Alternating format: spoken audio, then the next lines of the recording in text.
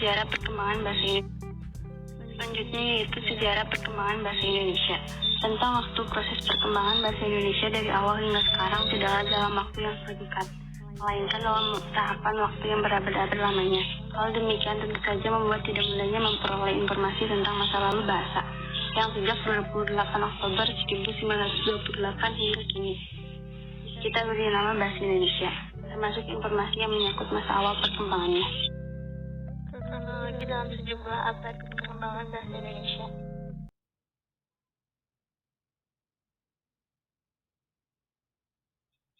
Kedudukan dan fungsi bahasa Indonesia. Yang pertama, kedudukan bahasa Indonesia. Bahasa Indonesia memiliki kedudukan tertinggi di antara semua bahasa yang terdapat atau yang digunakan di wilayah kekuasaan Republik Indonesia. Yang kedua, bahasa Indonesia. Fungsi bahasa Indonesia dibedakan menurut kedudukannya, yaitu sebagai bahasa nasional dan bahasa negara.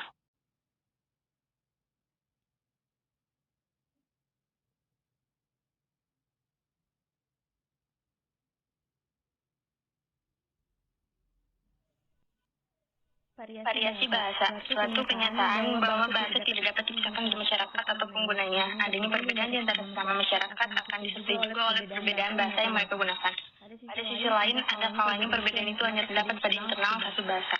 Berikut beberapa variasi bahasa. Yang pertama, lisan dan tulisan, dua dialektal, tiga resmi dan tak resmi, empat form terpelajar, lima bidang khusus, enam baku dan tidak baku, tujuh baku tulis dan baku lisan, dan yang terakhir yaitu bahasa Indonesia yang baik dan benar.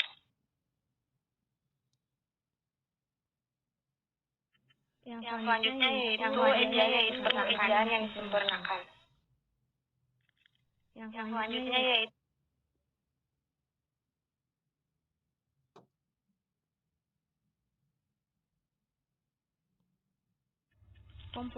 komponen ejaan. Yang pertama, pemakaian huruf. Huruf abjad, huruf vokal, huruf konsonan, huruf diftong, gabungan huruf konsonan, huruf kapital, huruf miring, dan huruf tebal.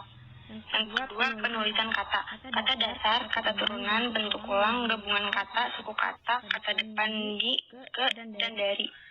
Artikel, singkatan dan akronim singkatan, angka dan bilangan, kata ganti, ku, kau, ku, mu, dan nya, kata si, dan sang.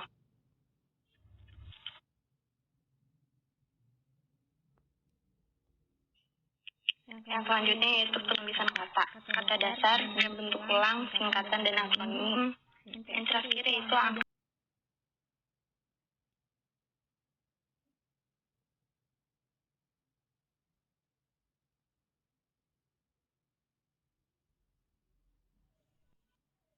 Variasi bahasa, suatu kenyataan bahwa bahasa tidak dapat dipisahkan dari masyarakat atau penggunanya. Adanya perbedaan di antara sesama masyarakat akan disertai juga oleh perbedaan bahasa yang mereka gunakan. Pada sisi lain, ada kalanya perbedaan itu hanya terdapat pada internal satu bahasa.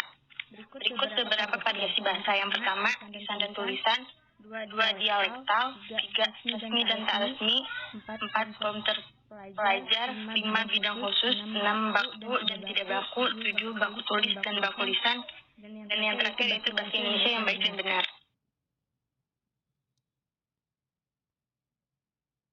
Yang selanjutnya yaitu ejaan yang disempurnakan.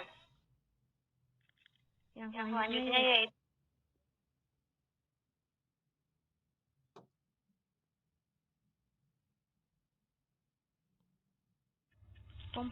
komponen ejaan. Yang pertama, pemakaian huruf.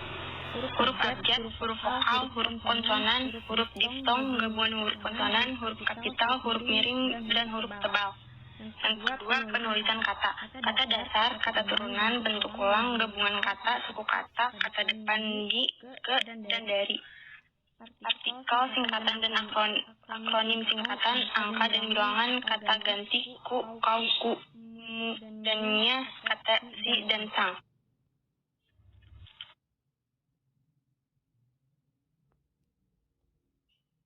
Yang selanjutnya yaitu penulisan kata. Kata dasar dan bentuk ulang, singkatan dan akronim. Yang terakhir yaitu angka dan bilangan.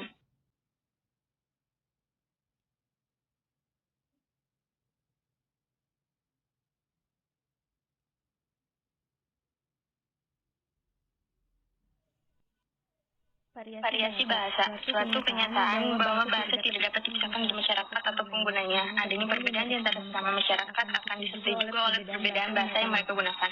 Pada sisi lain, ada kalanya perbedaan itu hanya terdapat pada internal satu bahasa.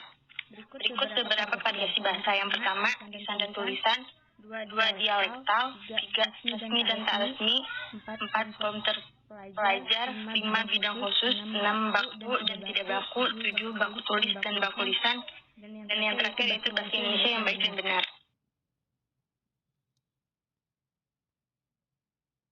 Yang selanjutnya yaitu pengejaan yang disempurnakan. Yang selanjutnya yaitu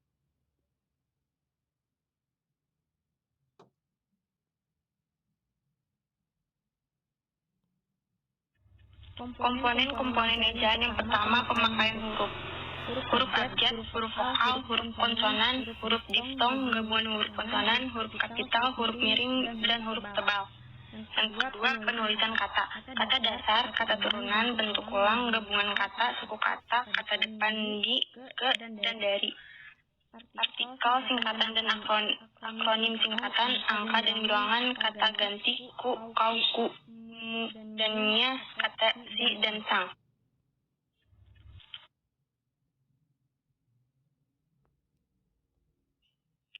Yang selanjutnya yaitu penulisan kata. Kata dasar dan bentuk ulang, singkatan dan akronim.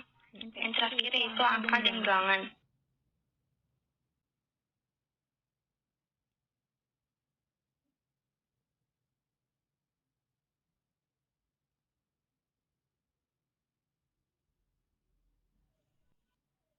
Variasi bahasa, suatu kenyataan bahwa bahasa tidak dapat dipisahkan di masyarakat atau penggunanya. Adanya perbedaan di antara sesama masyarakat akan disertai juga oleh perbedaan bahasa yang mereka gunakan. Pada sisi lain, ada kalanya perbedaan itu hanya terdapat pada internal satu bahasa. Berikut beberapa variasi bahasa. Yang pertama, lisan dan tulisan, dua dialektal, tiga resmi dan tak resmi, empat form terpelajar, lima bidang khusus, enam baku dan tidak baku, tujuh baku tulis dan baku lisan, dan yang terakhir yaitu bahasa Indonesia yang baik dan benar.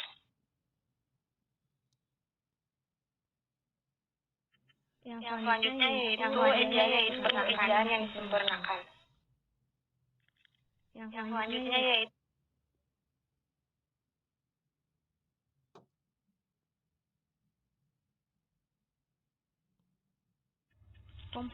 komponen ejaan. Yang pertama, pemakaian huruf.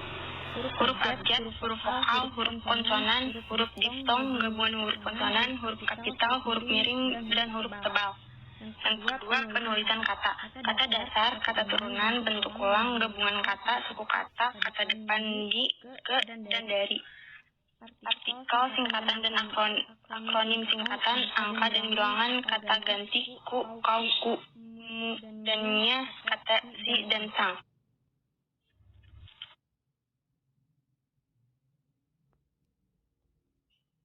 Yang selanjutnya yaitu penulisan kata. Kata dasar dan bentuk ulang, singkatan dan akronim. Yang terakhir yaitu angka dan bilangan.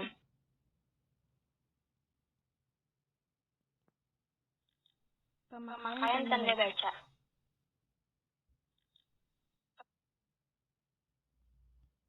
Selanjutnya itu penulisan unsur serapan. Selanjutnya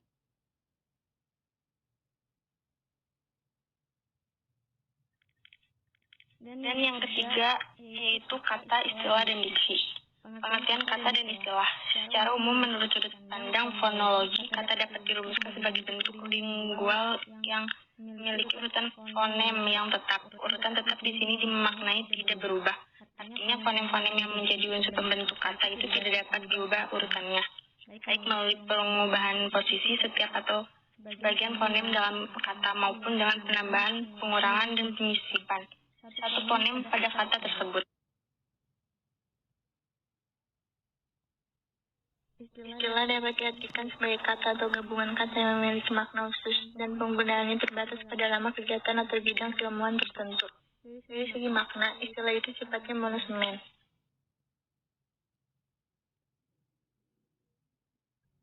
Selanjutnya adalah sumber kata dan istilah. Yang pertama, sumber kata. Pada dasarnya kata bahasa Indonesia berasal dari dua sumber, yakni sumber dalam dan sumber luar. Sumber dalamnya adalah bahasa Melayu dan bahasa daerah serumpun, sedangkan sumber luarnya adalah bahasa asing.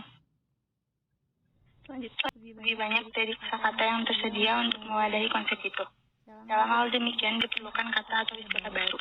Untuk memperoleh tentu harus ada sumber dan tata cara pengambilan atau pembentukannya. Dan yang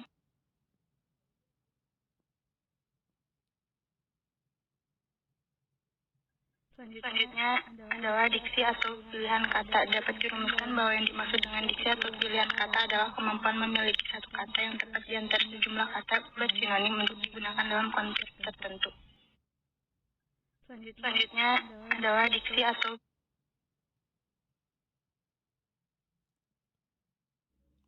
dan yang terakhir adalah kalimat.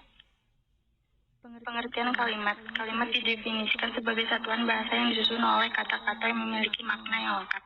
Dua hal penting yang berkenaan dengan konsep kalimat. Yang pertama adalah konstituen dasar, dan yang kedua adalah intonasi final. Dan yang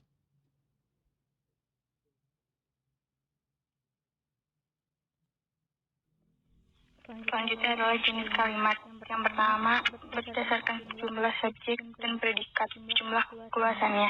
Yang kedua berdasarkan kelengkapan fungsi sintaksisnya, dan yang ketiga adalah berdasarkan susunan fungsi sintaksis.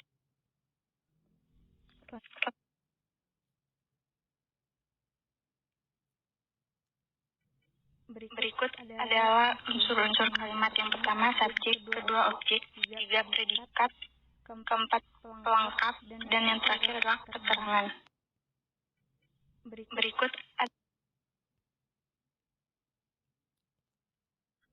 kalimat efektif. Kalimat efektif adalah kalimat yang secara tepat mewakili gagasan atau pikiran penulis. Kalimat efektif harus menggambarkan gagasan penulis secara tepat sehingga dapat dipahami secara tepat pula oleh pembaca.